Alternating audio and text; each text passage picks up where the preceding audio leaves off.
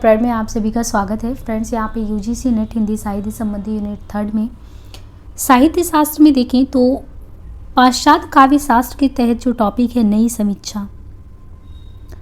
नई समीक्षा ये अंग्रेजी शब्द जो है न्यू क्रिटिसिज्म का अनुवाद है या 20वीं सदी के आरंभ में अमेरिका व यूरोप का एक महत्वपूर्ण काव्य आंदोलन है। प्रारंभ में इसके लिए सौंदर्यपरक, रूपवाद और विश्लेषणात्मक आलोचना नाम सुझाव में दिए गए थे। यह रचना को केंद्र में रखता है, रचनाकार को नहीं। तो हमें समझना है कि ये जो कॉन्सेप्ट है नई समीक्षा का, ये रचना को केंद्र में रखता है, ना कि रचनाकार को।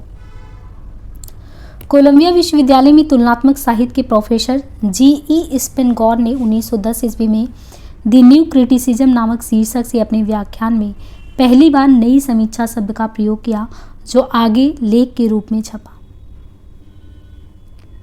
इस लेख में स्पेनगॉर द्वारा रोमांटिक, क्लासिकल, जीवनी मूलक, समाजशास्त्री आदि विषयों को अस्वीकार करते हुए स्थापना की गई है कि समीक्षा एक व्यक्तिक प्रक्रिया मानी जाती है जो जीवन दृष्टि द्वारा आधारित है। एक महत्वपूर्ण पद्धति के रूप में नई समीक्षा को स्वीकृति देने का श्रेय जॉन को रैनसम तथा उनकी पुस्तक द न्यू क्रिटिसिज्म 1941 को जाता है। नई समीक्षा की प्रवृत्तियों की चर्चा सर्वप्रथम 1922 ईस्वी में रैनसम तथा एलन टेट द्वारा प्रकाशित पत्रिका द फ्यूजिटिव में मिलती है। इनके अतिरिक्त R P. Blackmur, Cleanth Brooks, Robert Penn, Warren M. Yvor Winters नई समीक्षा में मुख्य नाम है। सभी समीक्षक कविता को ही केंद्र में रखकर उसके भाषा विश्लेषण द्वारा भिन्न भिन्न विशेषताओं पर ध्यान लक्षित करते हैं। इलियट, मिल्टन मरे, रिचर्ड की रचनाओं में the secret would 1920, the problem of style 1922 ईस्वी, प्रिंसिपल्स ऑफ लिटरेरी क्रिटिसिज्म 1924 में नई समीक्षा की प्रमुख विशेषताएं देखी जा सकती हैं। F.R. लिविस द्वारा भी स्क्रूटनी नामक पत्रिका के माध्यम से नई समीक्षा में अपनी भूमिका निभा रहे थे। F.R. लिविस ने अपनी पुस्तक रिवलेशंस 1936 में एजरा पाउंड, T.S. इलियट और I.A. रिचर्ड का जिक्र शुरुआती नए समीक्षक के रूप में करते हैं। नई समीक्षा वो पद्धति है जो इलियट के परंपरा सिद्धांत को अपना मुख्य आधार मानती है। नई समीक्षा को लेकर विद्वानों का मानना था कि यह रोमांटिसिज्म के विरोध में नया क्लासिक पुनरुत्थान है। नई समीक्षा निम्नलिखित आधारभूत बातों पर बल देती है, जैसे रचना की आंतरिक संगति और संश्लिष्ट विधान के विवेचन विश्लेषण के लिए रचना का गंभीर पाठ जरूरी है। यह ऐतिहासिक, समाजशास्त्री, दार्शनिक या मनोविश्लेषणवादी समीक्षाओं को अर्थहीन बताती है। भाषा के सृजनात्मक तत्वों का विश्लेषण ही समीक्षा का मुख्य कार्य होना चाहिए। संप्रेषण और आस्वाद के प्रश्न पर विचार और मूल्यांकन की दृष्टि जरूरी नहीं है। नई समीक्षा में काव्य भाषा के बारे में बात करें तो विलियम एमसन अनेकार्थता, एम्बिग्युइटी से जुड़े हैं। क्लिंथ ब्रुक्स विडंबना, आयरनी, विरोधाभास, अंतर्विरोध से। एलन टेट तनाव यानी टेंशन से। रैनसम शब्द विधान, अर्थ विधान से। ब्लैकमर सांकेतिकता से। रॉबर्ट बेन वॉरेन विरोधाभास से। एलन टेट तनाव शब्द का इस्तेमाल अंतरंग संतुलन एवं बहिरंग संतुलन में सामंजस्य के अर्थ में करते हैं। टेट बहिरंग संतुलन को अविद्यार्थ प्रकट करने का सही तरीका मानते हैं। रॉबर्ट पेन वॉरेन उपन्यासकार के रूप में प्रसिद्ध हैं या समीक्षा में विश्लेषण एवं संयम को प्रमुखता देते हैं। इन्होंने काव्य भाषा में प्रतीक, व्यंग एवं विरोधाभास को महत्व दिया। विलियम एमसन अनेकार्थकता के साथ सात वेदों का उल्लेख करने के साथ कविता में उनकी मन स्थिति और उनके अनेक स्तरों का विश्लेषणात्मक संबंध भी स्थापित करते हैं। आर.एम. क्रेन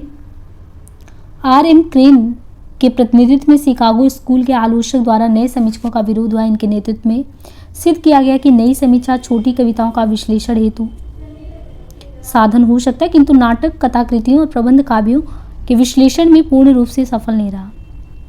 नई समीक्षा के संदर्भ में समीक्षकों का मत था कि वस्तुपरक विशेषण आलोचना को गणित और विज्ञान जैसा स्वरूप प्रदान करता है, न कि स्वीकारना उचित प्रतीत नहीं होता। नई समीक्षा को लेकर विरोधियों का मानना था कि आलोचना जो है ये मानवीय विषय है, वैज्ञानिक बनने पर उसकी मूल प्रवृत्ति अलग हो जाती है। हिंदी में प्रयोगवादी धारा की आलोचना से नई समीक्षा की शुरुआत मानी जाती है, अर्थात 1960 के बाद ही वह अमेरिका समीक्षा हिंदी में अपना स्थान बना पाई। विद्वानों का मानना है कि नई समीक्षा के प्रवेश से ही हिंदी में तनाव, विसंगति, विडंबना आदि शब्दों का उपयोग शुरू हुआ। नई समीक्षा के प्रवर्तक एवं उनके उन्नायक काव्य भाषा के तात्विक विवेचन में एकमत नहीं है, परंतु नई समीक्षा की मूल भावना स्वतः वस्तु से पूर्ण रूप से सहमति है। नई समीक्षा की कुछ महत्वपूर्ण रचनाकार और उनकी रचनाएं जैसे मिल्टन मरे, द प्रॉब्लम ऑफ स्टाइल 1922 ईस्वी, J V Krutch, modern temper, Allen Tate on the limit of poetry 1948 ईस्वी, द फॉरलॉर्न डेमन 1955 ईस्वी, R P. Blackmur, language as gesture 1952 में, lion and the honeycomb, Kenneth Burke, a grammar of motives 1948 ईस्वी, पॉमनेस एडचेंज। नई समीक्षा के संदर्भ में विद्वानों का क्या कहना है?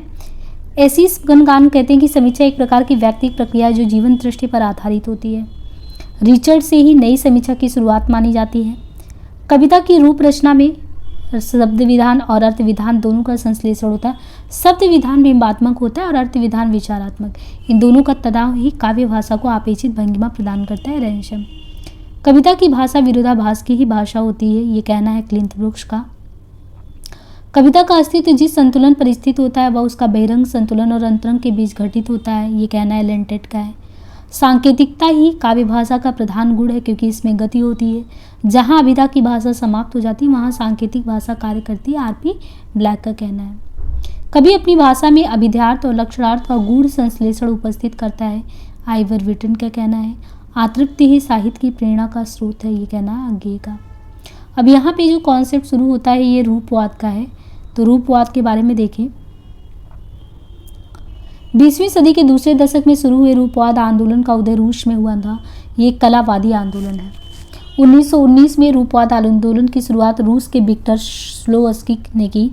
यह अंग्रेजी की फॉर्मलिज्म शब्द का हिंदी पर्याय है। इसमें रचना की बनावट पर बल दिया जाता है। बोरिस इकेनबान, विक्टर श्लोवस्की, रोमन जैकोब्सन का नाम इस आंदोलन में प्रमुख रूप से आता है। सोवियत संघ के गठन के बाद रूपवादियों ने अपना स्थान रूस से हटाकर चेकोस्लोवाकिया कर दिया। वहाँ रोमन जैकोब्सन, जान मुकरोवस्की और रेने वेलिक, जो कि प्राग लिंग्विस्टिक सर्किल के सदस्य थे, ने रूपवाद के क्षेत्र में महत्वपूर्ण भूमिका निभाई। मॉस्को और पीटर्सबर्ग रूपवादियों के दो प्रमुख केंद्र हैं। रूपवाद साहित्य को स्वायत्त और स्वकेंद्रित मानता है, रचना को महत्व देता है, रचनाकार को नहीं। यह साहित्य की विषय की निश्चितता के प्रश्न को खारिज करता है और साहित्य की सामाजिकता में विश्वास नहीं करता। इसका संबंध वर्तमान से होता है, इतिहास से नहीं। संरचनावाद, शैली विज्ञान जैसे महत्वपूर्ण आंदोलन रूपवाद से प्रभावित रहे हैं। रूपवाद परंपरा से चली आ रही काव्य दृष्टि को नकारता है। यह कविता की भाषा संरचना, उसकी टेक्निक का विश्लेषण करता है। रूपवादी अपने को रूप तक ही सीमित कर लेता है तथा कविता के अध्ययन के क्षेत्र में चमत्कार की तलाश पर बल देते हैं। इन मान्यताओं के तत्व भारतीय समीक्षा में प्राचीन समय से ही विद्यमान है। रीति और वक्रोक्ति संप्रदाय की भाषा संबंधी विशेषताओं की तुलना रूपवाद के भाषा संबंधी विचारों से की जा सकती है। रूपवादी जिस विरूपण की प्रक्रिया पर बल देते हैं, संस्कृत काव्यशास्त्र में रीति और वक्रोक्ति के नाना भेदों में भाषाई विरूपण के उसी स्वरूप के दर्शन होते हैं। वक्रोक्त के भेदों में वस्तु विन्यास वक्रता एक प्रकार का विरूपण का ही प्रक्रिया है, ऐसा कहना है डॉक्टर सत्यदेव मिश्र का। देखिए इसके बाद जो है टॉपिक ये है संरचनावाद।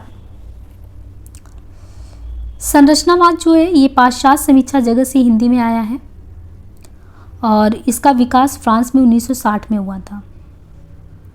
ये जीव विज्ञान, अर्थशास्त्र, नेतृत्व शास्त्र, साहित्य आदि को समेटे हुए इसके व्यापक आलोचना की पद्धति है। संरचनावाद वस्तु के घटक, उसके अवयव तथा उसके पारंपरिक संबंधों का विवेचन करता है। स्विस भाषाविद जो थे फार्दिनांद द सस्यूर, उनको संरचनावाद को स्थापित करने का श्रेय जाता है।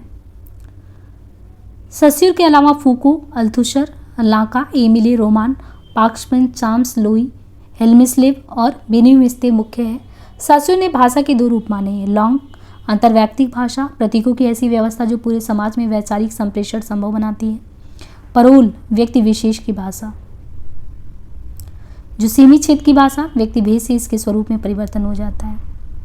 संरचनावाद का इस्तेमाल सांस्कृतिक संदर्भ जैसे मिथक साहित्य कृतियों को समझने के लिए लेवी स्ट्रॉस ने किया। उन्होंने चिन्हों को प्रत्येक संस्कृति का अहम हिस्सा माना। संरचनावादी समीक्षक ऐसे तत्वों पर कार्य करते हैं जिनके द्वारा रचना अर्थ और अस्तित्व प्राप्त करती है। संरचनावाद इस बात का पक्षधर है कि किसी भी साहित्य की रचना को संपूर्णता और एकता युक्त देखना आवश्यक है ताकि उपसंरचनाओं जैसे छंद, ध्वनि, पद, विन्यास, बिंब आदि को अधिक स्पष्ट किया जा सके। संरचनावादी स्वयं को विज्ञान के निकट रखते हैं। मुख्य रूप से संरचनावाद ने किसी रचना की व्यापक स्तर पर समीक्षा का कार्य नहीं किया।